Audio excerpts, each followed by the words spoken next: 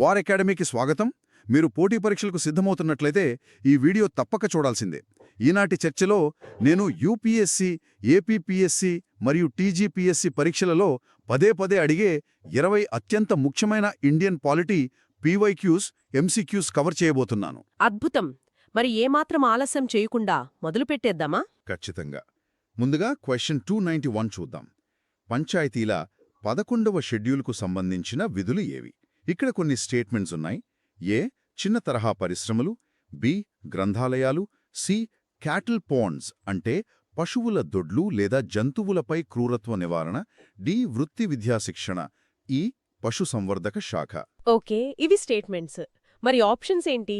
Option 1, option 2, option 3 మరియు option 4 ఉన్నాయి. వీటిలో కరెక్ట్ ఆన్సర్ ఏంటి? లాజిక్తో సహా వివరిస్తారా? దీనికి సరైన జవాబు ఆప్షన్ 3 అండి. ఆప్షన్ 3 అంటే ఏ, బి, డి మరియు ఈ మాత్రమే సరైనవన్నమాట. అవును. ఇక్కడ మనం 73వ రాజ్యాంగ సవరణ గురించి మాట్లాడుకోవాలి. దీని ద్వారా 11వ షెడ్యూల్ను తెచ్చి పంచాయతీలకు 29 అంశాలు అప్పగించారు. అంటే గ్రామీణ ఆర్థిక వ్యవస్థను బలోపేతం చేసేవన్నీ ఇందులో ఉంటాయా? ఖచ్చితంగా. చిన్న తరహా పరిశ్రమలు, పశుసంవర్ధక శాఖ, పాడి పరిశ్రమ, గ్రంథాలయాలు, వృత్తి విద్యా శిక్షణ లాంటివన్నీ పంచాయతీల పరిధిలోకి వెళ్లాయి. కానీ ఇక్కడే ఒక చిన్న ట్విస్ట్ ఉంది. ఏంటా ట్విస్ట్? స్టేట్మెంట్ సిలో ఉన్న క్యాటిల్ పౌండ్స్ అంటే పశువుల దొడ్లు మరియు జంతువులపై క్రూరత్వ నివారణ అనేది పంచాయతీల పరిధిలోకి రాదు. ఓహో, వినడానికి కొంచెం ఆశ్చర్యంగా ఉంది. పశువులనగానే మనకు పల్లెటూళ్లు గుర్తొస్తాయి కదా. ఇది పంచాయతీలది కాకపోతే ఇంకెవరది? ఇది 12వ షెడ్యూల్ కింద పట్టణ స్థానిక సంస్థలకు అంటే మున్సిపాలిటీలకు కేటాయించారు. ఇక్కడే రాజ్యాంగ నిర్మాతల లాజిక్ మనం అర్థం చేసుకోవాలి. పల్లెటూళ్లలో పశువులు జీవనాధారం. అవును కదా, అది పశుసంవర్ధక శాఖ కిందకొస్తుంది. కరెక్ట్.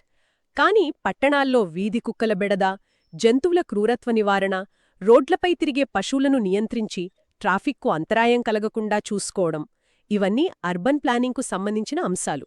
అందుకే ఇది మున్సిపాలిటీల పని. అద్భుతమైన లాజిక్. సరే, ఇప్పుడు క్వశ్చన్ 292కి వెళ్దాం. ఇది మున్సిపాలిటీల రద్దుకు సంబంధించిన ప్రశ్న. ఇందులో 2 స్టేట్మెంట్స్ ఉన్నాయి. ఏ మున్సిపాలిటీని రద్దు చేయడానికి ముందు వారికి తమ వాదన వినిపించే అవకాశం ఇవ్వాలి. బి 5 ఏళ్ల పదవీకాలం ముగిసేలోపు కొత్త చట్ట సవరణ తెచ్చి అకారణంగా రద్దు చేయకూడదు. ఈ రెండిట్లో ఏవి సరైనవి? దీనికి కరెక్ట్ ఆన్సర్ ఆప్షన్ 3. అంటే ఏ మరియు బి రెండూ సరైనవే. అంటే మున్సిపాలిటీలకు గట్టి రక్షణుందన్నమాట. అవును. పార్ట్ 9ఏలోని ఆర్టికల్ 243U కింద ఈ రక్షణలిచ్చారు. స్టేట్మెంట్ ఏ అనేది సహజ న్యాయ సూత్రం కిందకొస్తుంది. ఇష్టారాజ్యంగా రద్దు చేయడానికి వీల్లేదు. వాళ్ల వాదన వినాలి. మరి స్టేట్మెంట్ బి లాజిక్ ఏంటి? ఒక మున్సిపాలిటీకి 5 ఏళ్ల పదవీకాలం ఖచ్చితంగా ఉంటుంది. రాష్ట్ర ప్రభుత్వం తమకు నచ్చలేదని కొత్త చట్టాలు తెచ్చి మున్సిపాలిటీలను అకారణంగా తీసేయడానికి రాజ్యాంగం ఒప్పుకోదు. వావ్! అంటే ఒక్కసారి ఎన్నికయ్యాక స్థానిక ప్రభుత్వాలకు పూర్తి భరోసా ఉంటుంది. సరే, ఇప్పుడు క్వశ్చన్ 293 చూద్దాం. ఇది మున్సిపల్ కార్పొరేషన్ విధులకు అంటే 12వ షెడ్యూల్కి సంబంధించిన ప్రశ్న. ఇక్కడ స్టేట్మెంట్స్ ఏ మురికివాడల అభివృద్ధి, బి రోడ్లు వంతెనల నిర్మాణం, సి పట్టణ పేదరిక నిర్మూలన, డి జంతువుల క్రూరత్వ నివారణ. ఓకే, ఇక్కడ నాకొక తార్కిక ప్రశ్న ఉంది. మొదటి ప్రశ్నలో అదే క్వశ్చన్ 291లో క్యాటిల్ పౌండ్స్ మున్సిపాలిటీలకు చెందినదన్నారు కదా, అది ఇక్కడ వస్తుందా? ఖచ్చితంగా వస్తుందండి. అందుకే ఈ ప్రశ్నకు సరైన జవాబు ఆప్షన్ 1. ఆప్షన్ 1 అంటే ఏ, బి, సి మరియు డి అన్నీ కరెక్టేనా? అవును. 12వ షెడ్యూల్ ప్రకారం మురికివాడల అభివృద్ధి, రోడ్లు వంతెనలు, పట్టణ పేదరిక నిర్మూలనతో పాటు జంతువుల క్రూరత్వ నివారణ, క్యాటిల్ పౌండ్స్ అన్నీ మున్సిపాలిటీల ప్రధాన విధులే. లాజిక్ చాలా క్లియర్గా ఉంది. లైక్, సబ్స్క్రైబ్, కామెంట్ మరియు షేర్ చేయడం మర్చిపోవద్దు. అలాగే ఈ వీడియో ఎక్కువ మంది ఆశావహులకు చేరడానికి హైప్ బటన్పై క్లిక్ చేయండి. మరిన్ని అప్డేట్స్ కోసం మా టెలిగ్రామ్ ఛానల్లో చేరండి. దాని లింక్ డిస్క్రిప్షన్లో ఇవ్వబడింది. అక్కడ మీరు మీ ప్రిపరేషన్ కోసం high quality PDF study materials కూడా డౌన్లోడ్ చేసుకోవచ్చు. సరే, నెక్స్ట్ క్వశ్చన్ ఏంటో చూద్దాం. ఇప్పుడు వికేంద్రీకరణ టాపిక్. క్వశ్చన్ 294 జిల్లా ప్లానింగ్ కమిటీ అంటే DPC ప్రజాస్వామీకరణ గురించి ప్రశ్న. ఈ కమిటీలో ఎంత శాతం సభ్యులు స్థానిక సంస్థల నుండి ఎన్నికైన వారే ఉండాలి? ఆప్షన్స్లో 1/3, 1/2, 3/4 మరియు ఆప్షన్ 4గా 4/5 వంతు ఉన్నాయి. దీనికి జవాబు ఆప్షన్ 4. అంటే 4/5 వంతు సభ్యులు, సుమారుగా 80% సభ్యులు. ఓహో, అంటే మెజారిటీ మొత్తం ప్రజాప్రతినిధులే ఉండాలా? కలెక్టర్లు లాంటి అధికారుల డామినేషన్ ఉండదా? అదే కదా వికేంద్రీకరణ అసలు ఉద్దేశం. ఆర్టికల్ 243ZD ప్రకారం అధికారుల ఆధిపత్యం లేకుండా ప్రజాప్రతినిధుల వాయిస్ బలంగా ఉండాలంటే మెజారిటీ వారే ఉండాలి. ఆప్షన్స్ 1, 2, 3 ఎందుకు తప్పు అంటే అవి బ్యూరోక్రాట్లకు ఎక్కువ అధికారమిస్తాయి కాబట్టి. పవర్ అధికారుల నుండి ప్రజల చేతుల్లోకి వెళ్లాలన్నమాట. మంచిది. క్వశ్చన్ 295 చూద్దాం. 74th రాజ్యాంగ సవరణ గురించి ప్రశ్న. ఏ 3 లక్షల జనాభా దాటితే వార్డ్ కమిటీలు. బి వార్డ్ కమిటీల కూర్పును రాష్ట్ర శాసనసభ నిర్ణయిస్తుంది. సి 10 లక్షల జనాభా దాటితే మెట్రోపాలిటన్ ఏరియా. డి నిపుణులను నామినేట్ చేయవచ్చు, కానీ వారికి మున్సిపల్ చైర్పర్సన్ ఎన్నికల్లో ఓటు హక్కు ఉండదు. ఇవన్నీ చాలా ముఖ్యమైన పాయింట్స్. దీనికి జవాబు ఆప్షన్ 4 అంటే ఏ, బి, సి, డి అన్నీ కరెక్టే. అన్నీ కరెక్టేనా?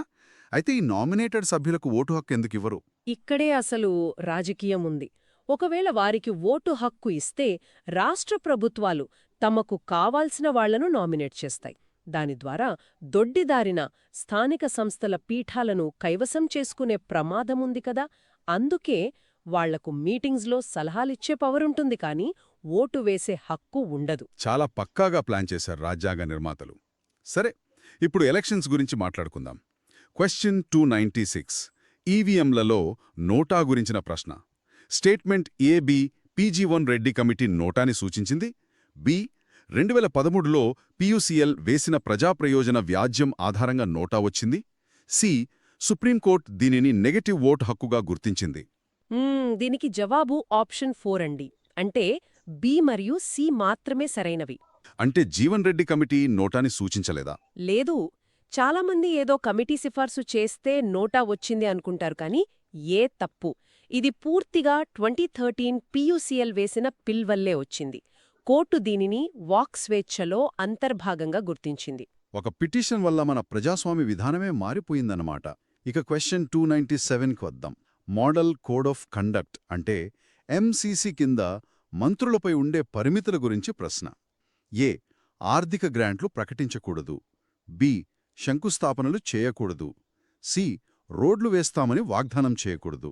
డి అత్యవసర తాత్కాలిక నియామకాలకు అనుమతి ఉంటుంది. ఇందాక మనం స్టార్టింగ్లో సేఫ్ మోడ్ అని మాట్లాడుకున్నాం గుర్తుందా? అది ఇదే.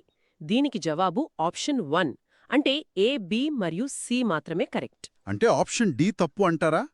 తాత్కాలిక ఉద్యోగాలు కూడా ఇవ్వకూడదా? అస్సలివ్వకూడదు. ఎందుకంటే ఎన్నికల ముందు కనీసం తాత్కాలిక ఉద్యోగాలు ఇస్తామని చెప్పినా ఓట్లను ప్రభావితం చేయొచ్చు. కోడ్ అమల్లో ఉన్నప్పుడు ఎలాంటి నియామకాలు చేయకూడదు. వ్యవస్థ ఫ్రీజ్ అయిపోతుంది. అర్థమైంది. ఇప్పుడు క్వశ్చన్ 298 ఎన్నికల సంస్కరణల కమిటీలను కాలానుక్రమంగా అమర్చాలి. A Dinesh Goswami, B Vohra, C Tarkunde, D Indrajit Gupta. వీటి క్రమమేంటి? దీనికి ఆన్సర్ ఆప్షన్ 2 అండి. అంటే సి, ఏ, బి, డి. దీన్ని ఈజీగా గుర్తుపెట్టుకోవడానికి ఒక చిన్న మెమరీ ట్రిక్ ఉంది. ఓహో, ట్రిక్కుందా? ఏంటది? TGVG అని గుర్తుపెట్టుకోండి. టీ అంటే తార్కుండే కమిటీ 1975లో వచ్చింది. జి అంటే గోస్వామి కమిటీ 1990లో ఈవీఎంల గురించి చెప్పింది. వి అంటే ఓహ్రా కమిటీ 1993, ఇది క్రిమినలైజేషన్ ఆఫ్ పాలిటిక్స్ గురించి. మళ్ళీ జి అంటే ఇంద్రజిత్ గుప్తా కమిటీ 1998, వీరు స్టేట్ ఫండింగ్ గురించి చెప్పారు. వావ్, TGVG భలే ఉందే. క్వశ్చన్ 299 ఈవీఎంల చరిత్రపై ప్రశ్న.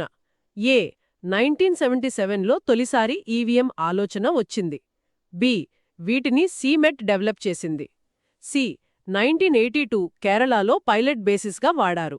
డి 2004 ఎన్నికల్లో మొత్తం 543 నియోజకవర్గాల్లో వాడారు. దీనికి జవాబు ఆప్షన్ 3 అంటే ఏ, సి మరియు డి మాత్రమే కరెక్ట్. అంటే బి తప్పు అంటారా? దీన్నెవరు డెవలప్ చేశారు మరి? అవును, బి తప్పు.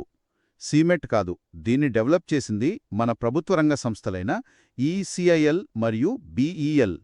మిగతావన్నీ అంటే 77లో ఆలోచన రావడం, కేరళలో వాడటం అంతా కరెక్టే. సూపర్. లైక్, సబ్స్క్రైబ్, కామెంట్ మరియు షేర్ చేయడం మర్చిపోవద్దు. అలాగే ఈ వీడియో ఎక్కువ మంది ఆశావహులకు చేరడానికి హైప్ బటన్పై క్లిక్ చేయండి. మరిన్ని అప్డేట్స్ కోసం మా టెలిగ్రామ్ ఛానల్లో చేరండి. దాని లింక్ డిస్క్రిప్షన్లో ఇవ్వబడింది. అక్కడ మీరు మీ ప్రిపరేషన్ కోసం high quality PDF study materials కూడా డౌన్లోడ్ చేసుకోవచ్చు. ఇక నెక్స్ట్ క్వశ్చన్లోకి వెళ్దాం. Question 300 election commission of India గురించి. ఏ. రాష్ట్రాలకు లోక్సభ సీట్ల కేటాయింపు ఈసీఐ చేస్తుంది. బి. పార్టీలకు ఎన్నికల గుర్తులు కేటాయించడం ఈసీఐ అధికారమే. దీనికి కరెక్ట్ జవాబు ఆప్షన్ 2 అంటే బి మాత్రమే సరైనది. అంటే ఏ ఎందుకు తప్పు? సీట్ల కేటాయింపు ఎలక్షన్ కమిషన్ పనే కదా. కాదు, ఇక్కడే చాలా మందికి కన్ఫ్యూజన్ ఉంటుంది. లోక్సభ సీట్ల కేటాయింపు అనేది డీలిమిటేషన్ కమిషన్ మరియు పార్లమెంట్ పరిధిలోని అంశం. గుర్తులివ్వడం మాత్రం ఖచ్చితంగా 1968 ఆర్డర్ ప్రకారం ఎన్నికల సంఘం పని. ఓహో, అదన్నమాట ఆ సంగతి. సరే, కోర్టులో వైపు వెళ్దాం. క్వశ్చన్ 301 జిల్లా జడ్జీల నియామకం గురించి హైకోర్టు ప్రధాన న్యాయమూర్తిని సంప్రదిస్తారా లేదా వారే నియమిస్తారా? అసలు ఎవరు నియమిస్తారు? ఆప్షన్స్లో article 226, 228, high court chief justice, article 233 కింద గవర్నర్ అని ఉన్నాయి. ఇక్కడ ఆన్సర్ ఆప్షన్ 4 అంటే ఆర్టికల్ 233 కింద గవర్నర్. ఇక్కడ కన్సల్టేషన్కి అపాయింట్మెంట్కి ఉన్న వ్యత్యాసం చాలామంది కన్ఫ్యూజ్ చేస్తుందేమో కదా. అవును, హైకోర్టు ప్రధాన న్యాయమూర్తిని కేవలం సంప్రదిస్తారు, అంటే సలహా అడుగుతారు. కానీ అధికారికంగా నియమించేది, సంతకం చేసేది రాష్ట్ర గవర్నర్ మాత్రమే. మిగిలిన ఆప్షన్స్లో ఆర్టికల్ 226 అనేది రిట్స్కి సంబంధించింది, 228 కేసుల బదిలీకి, కాబట్టి అవి తప్పు. రీట్స్ అనగానే గుర్తొచ్చింది. నెక్స్ట్ క్వశ్చన్ 302 అదే సుప్రీంకోర్టు, హైకోర్టులు జారీ చేసే రిట్స్ గురించి. ఏ. హేబియస్ కార్పస్ కేవలం ప్రభుత్వ అధికారులకే వర్తిస్తుంది. బి. మాండమస్ ప్రైవేటు వ్యక్తులపై ప్రయోగించరు. సి. ప్రొహిబిషన్ కేవలం పాక్షిక న్యాయ సంస్థలకే పరిమితం. డి. సెట్యోరారీ అనేది శాసనసభలపైన కూడా ప్రయోగిస్తారు. దీనికి జవాబు ఆప్షన్ 3 అండి. అంటే బి మరియు సి మాత్రమే సరైనవి. అంటే ఎవరైనా కనపడకుండా పోతే వేసే హేబియస్ కార్పస్ ప్రైవేటు వ్యక్తులపై కూడా వెయ్యొచ్చా? ఖచ్చితంగా. అక్రమంగా నిర్బంధించిన ప్రైవేటు వ్యక్తులపై కూడా ప్రయోగించవచ్చు. అందుకే ఏ తప్పు. ఇక మాండమస్ ప్రైవేటు వ్యక్తులపై వేయలేము కాబట్టి బి కరెక్ట్. ప్రొహిబిషన్ కోర్టులకే పరిమితం కాబట్టి సి కరెక్ట్. సెట్యోరారీ అనేది శాసనసభలపైన ప్రయోగించరు కాబట్టి డి తప్పు. Logic simple. ఒక్కో రిట్టికి ఒక్కో స్పష్టమైన లక్ష్యముందన్నమాట. ఇక క్వశ్చన్ 303 ఆర్టికల్ 21 జీవించే హక్కు పరిధి గురించి. ఇందులో ఏ. మంచి ఆరోగ్యం, బి. విదేశాలకు వెళ్లే హక్కు, సి. పరువు గౌరవం, డి. అత్యవసర వైద్య సహాయం. చాలా విస్తరించింది. మేనకా గాంధీ కేసులో విదేశాలకు వెళ్లే హక్కును, పరమానంద్ కటారా కేసులో అత్యవసర వైద్య సహాయాన్ని జీవించే హక్కులో అంతర్భాగమే అని విశ్లేషించింది. కేవలం శ్వాస తీసుకోవడం కాదు, గౌరవంగా బతకడం అన్నమాట. అద్భుతం. క్వశ్చన్ 304 జ్యుడిషియల్ రివ్యూ లేదా న్యాయ సమీక్ష గురించి. ఇందులో భారతదేశాన్ని అమెరికాతో పోల్చుతూ ఏది కరెక్ట్ అని అడిగారు. దీనికి జవాబు ఆప్షన్ 1. భారతదేశంలో న్యాయ సమీక్ష పరిధి అమెరికా కంటే తక్కువ. ఎందుకలా? మన కోర్టులకు పవర్ తక్కువ. పవర్ తక్కువ అని కాదు, అమెరికాలో డ్యూ ప్రాసెస్ ఆఫ్ లా ఉండటం వల్ల కోర్టులకు ఎక్కువ స్కోప్ ఉంటుంది. చట్టం నైతికంగా ఉందా లేదా అని కూడా చూస్తాయి. మన దగ్గర ప్రొసీజర్ ఎస్టాబ్లిష్డ్ బై లా ఉండటం వల్ల పరిధి కొంచెం తక్కువ. ఇంకో విషయం, జ్యుడిషియల్ రివ్యూ అనే పదం మన రాజ్యాంగంలో ఎక్కడా నేరుగా వాడలేదు, నిర్వచించబడలేదు. క్వశ్చన్ 305 చూద్దాం. National mission for justice delivery లక్ష్యాల గురించి. ఏ. కోర్టులలో జడ్జీల సంఖ్య పెంచడం, బి. పెండింగ్ కేసులను తగ్గించడం, సి. జవాబుదారీతనాన్ని పెంచడం. దీనికి జవాబు ఆప్షన్ 4 అంటే బి మరియు సి మాత్రమే కరెక్ట్. జడ్జీల సంఖ్య పెంచడం దీని లక్ష్యం కాదా? కాదు, దీని ప్రధాన లక్ష్యం న్యాయ వ్యవస్థలో జాప్యాన్ని అరికట్టడం, మౌలిక సదుపాయాలను పెంచడం. జడ్జీల సంఖ్య పెంపు దీని డైరెక్ట్ ఉద్దేశం కాదు. అర్థమైంది. లైక్, సబ్స్క్రైబ్, కామెంట్ మరియు షేర్ చేయటం మర్చిపోవద్దు. అలాగే ఈ వీడియో ఎక్కువ మంది ఆశావహులకు చేరడానికి హై బటన్పై క్లిక్ చేయండి. మరిన్ని అప్డేట్స్ కోసం మా టెలిగ్రామ్ ఛానల్లో జాయిన్ అండి. దాని లింక్ డిస్క్రిప్షన్లో ఇవ్వబడింది.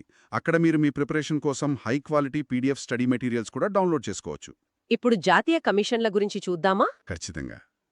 క్వశ్చన్ 306 ఎస్సీ, ఎస్టీ మరియు బీసీ జాతీయ కమిషన్ల కూర్పు గురించి. ఏ. ఎస్సీ కమిషన్లో ఒక చైర్మన్, వైస్ చైర్మన్, 3 సభ్యులు ఉంటారు. బి. ఎస్టీ కమిషన్ 89వ సవరణ ద్వారా ఆర్టికల్ 338A కింద విడిపోయింది. సి బీసీ కమిషన్లో 3 వైస్ చైర్మన్లు ఉంటారు. మ్మ్. ఇక్కడ జవాబు ఆప్షన్ 2 అండి. అంటే ఏ మరియు బి మాత్రమే. అంటే సి తప్పంటారా? అవును, బీసీ కమిషన్లో ఒకే ఒక వైస్ చైర్మన్ ఉంటారు, కానీ ఆప్షన్ సిలో ముగ్గురనిచ్చారు కదా, అందుకే అది తప్పు. మిగతా 2 కరెక్టే. ఓకే. క్వశ్చన్ 307. భాషాపరమైన మైనారిటీల స్పెషల్ ఆఫీసర్ను ఎవరు నియమిస్తారు? ఆప్షన్స్లో ప్రధానమంత్రి, రాష్ట్రపతి, క్యాబినెట్ కమిటీ ఉన్నాయి. దీనికి కరెక్ట్ ఆన్సర్ ఆప్షన్ 2, భారత రాష్ట్రపతి. అంటే ఇందులో ప్రైమ్ మినిస్టర్కు ఎలాంటి రోల్ ఉండదా? అస్సలుండదు. ఆర్టికల్ 350B ప్రకారం ఈ నియామకాన్ని నేరుగా రాష్ట్రపతి మాత్రమే చేస్తారు. క్యాబినెట్ కమిటీ లేదా మైనారిటీ కమిషన్ చైర్పర్సన్లకు ఇందులో ఎలాంటి రాజ్యాంగపరమైన పాత్ర లేదు. క్వశ్చన్ 308. జాతీయ మానవ హక్కుల కమిషన్ అంటే ఎన్హెచ్ఆర్సీపై ప్రశ్న. ఏ ఇది 1995లో ఏర్పడింది. బి ఇది పిహెచ్ఆర్ఏ చట్టం ద్వారా ఏర్పడింది. సి 1991 నాటి ప్యారిస్ సూత్రాలకు అనుగుణంగా ఏర్పాటు చేశారు. దీనికి జవాబు ఆప్షన్ 3, అంటే బి మరియు సి మాత్రమే సరైనవి. ఏ ఎందుకు తప్పు? 1995 కాదా? కాదు, ఎన్హెచ్ఆర్సీ 1993లో ఏర్పడింది, అందుకే ఏ తప్పు. ప్యారిస్ సూత్రాలకు అనుగుణంగా చట్టబద్ధంగా ఏర్పాటైన సంస్థ ఇది. క్వశ్చన్ 309 చూద్దాం. ఆర్టికల్ 164 ప్రకారం గిరిజన సంక్షేమ శాఖ మంత్రి ఏ రాష్ట్రాల్లో తప్పనిసరిగా ఉండాలి? ఈశాన్య రాష్ట్రాలా లేక వేరేవా? దీనికి జవాబు ఆప్షన్ 2 అండి. ఝార్ఖండ్, మధ్యప్రదేశ్ మరియు ఒడిశా. ఈశాన్య రాష్ట్రాలకు ఎందుకు వర్తించదు? అక్కడ కూడా గిరిజనులుంటారు కదా? అవును, ఉంటారు. కానీ ఈశాన్య రాష్ట్రాలకు 6వ షెడ్యూల్ కింద ఆటానమస్ కౌన్సిల్స్ లాంటి వేరే రక్షణలు ఉంటాయి.